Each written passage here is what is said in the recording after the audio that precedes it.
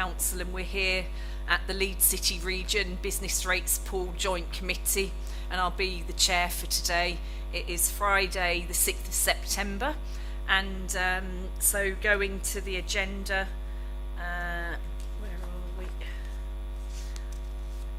So item 1 is appeals against refusal of inspection of documents, and I have nothing against that agenda item. Is that the case? No, Chair, there's no appeals. Okay, thank you very much. Item number 2 is exempt information and possible exclusion of the press and public. I understand there's no reason why we would need to do that today. Is that the case also? That's correct, Chair, yes. Thank you. Item number 3 is late items, and we have none against that as well. That's right, no late items, Chair. Item number 4, declaration of interest. Does anybody have any declaration of interest at all? No, I'm not seeing anybody indicate, so there are none under that item either. Thank you for that. Item number 5 is apologies for absence. Please, can you read out the apologies? Thank you. Thank you, Chair. We have apologies from Councillor Hinchcliffe from Bradford and Councillor Pattison from Kirklees. We also have apologies from the Chief Executives of Kirklees, Calderdale, Leeds, Wakefield and York. Thank you. Thank you very much. Item number 6 is the minutes of the previous meeting, which was on the 11th of March 2024. Does anybody have any comment, or those that were present, can we approve them? Any comment, first of all? It's a fair reflection of the meeting, is my assessment. Shall we approve those then? Can we approve those? Yes. Yeah, okay, thank you for that. And then item number 7 is the 24-25 Leeds City Region Business Rates Pool Financial Report. And can I see who's going to give that, please? Can you introduce yourself? Thank you very much. Thank you, Chair. I'm Richard Ellis. I'm the Deputy Chief Financial Officer at Leeds City Council. As members will be aware, the 24-25 Leeds City Region Rates Pool was designated by government from the 1st of April. And one the advantage of forming a business rate pool is to retain levy payments within the region that otherwise would have been paid to central government.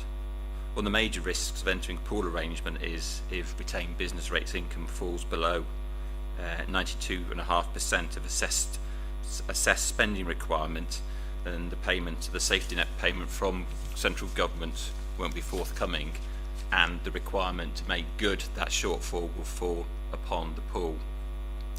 And if income within that is not sufficient, then it falls upon the member authorities.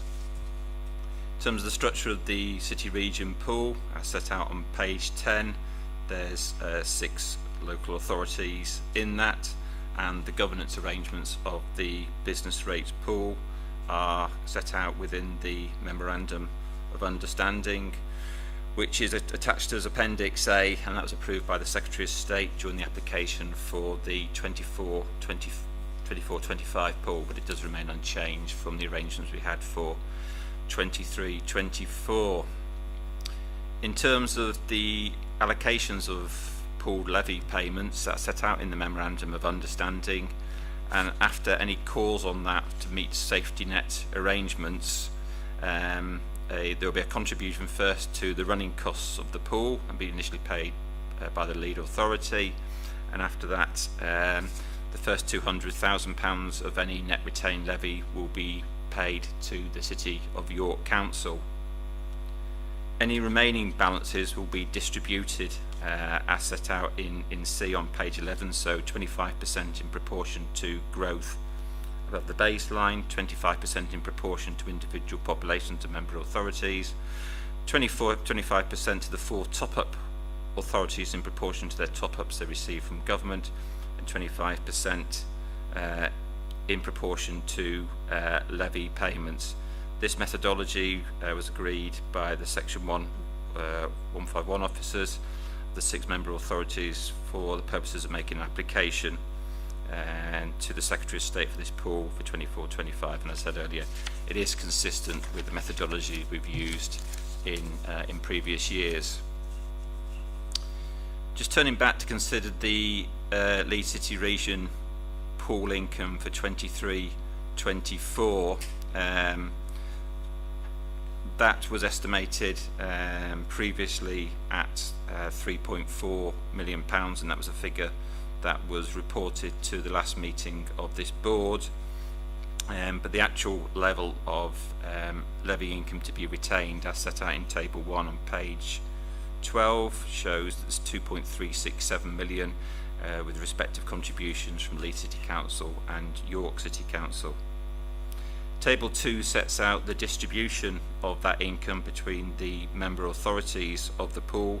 So after the pool administration fee of £50,000 and the York City Council top slice, there's £2.117 million that needs to be allocated amongst the 6 districts, and the distribution of that is evidenced in Table 2 on page 12.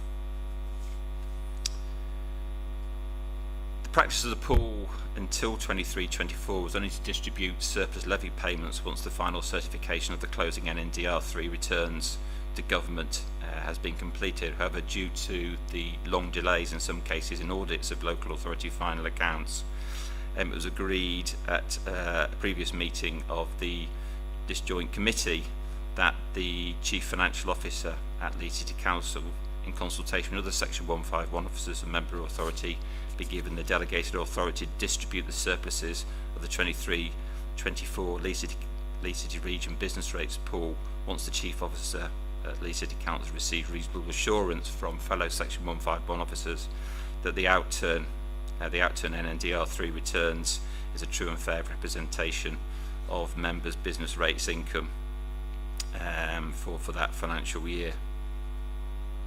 In terms of the current financial year 24-25, when the application went forward last autumn for a Leeds City Region business rates pool in the current year, the estimate at that point was £3.4 million. The latest estimate, as set out in Table 3 in terms of levy payments to be retained, is £3.743 million, and again the respective contributions of Leeds City projected contributions from Leeds City Council and York City Council are shown within Table 3. In terms of the continued risks to the pool funding position, again in terms of business rates income, it's in line with in terms of it will be affected by performance of the economy, equally the impacts of the ongoing cost of living crisis, and risk to sort of assumptions around business rate growth, empty rate relief, and the costs associated with providing for bad debts and backdated appeals. All of this can affect the figures in terms that we've just referenced. Equally, as I said earlier, there'll be a requirement in terms of if any of the local authorities in the pool falls below the 92.5% safe threshold, then there'll be a requirement for the pool to pick up that shortfall. Table 4 sets out the current position with regard to the safety net threshold, and as at the moment, whilst there's a difference in the figure work between each local authority, all 6 local authorities are projected to be above the safety net threshold, and therefore wouldn't be a call on the resources from the pool. We move on to page 15. Table 5 there shows the forecast distribution of the levies in 24-25 based on the latest projections. So as referenced earlier, the totality of the retained business rate levy is £3.743 million. After taking account of the administration fee for the pool and the York top slice of £200,000, there's £3.493 million to be distributed amongst the 6 local authorities in the pool, and that's detailed in Table 5.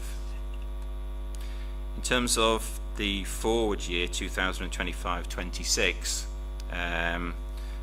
usually at this time of the year we would have been notified of a requirement to apply for a business rates pool for the forthcoming year, and at the time of writing this report, no confirmation has been received that the 50% business rates pooling will continue into 25-26, whereas normally at this time of the year we'd have received the documentation inviting applications. So again, we're awaiting that.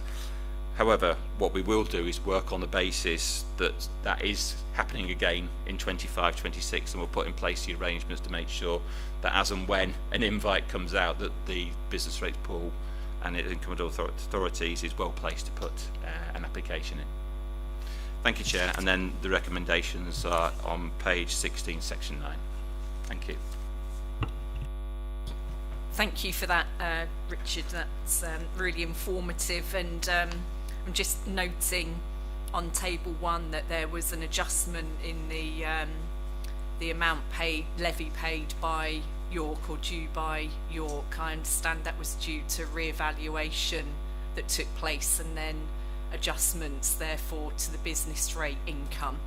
And looking at table 3, it looks like that won't mean that the business rates income from York into the pool drops in 24-25. Is that your understanding as well? Hello, I'm Robert Colley, Senior Financial Manager at Leeds City Council. We are currently having discussions about the proper treatment of backdated appeals on York's income. I'm afraid at the moment those figures haven't been reworked in order to take that into account, but we will be releasing an update as soon as we have those reworked figures. Thank you. Does anybody else have any questions, comments at all? No? No? Okay, thank you.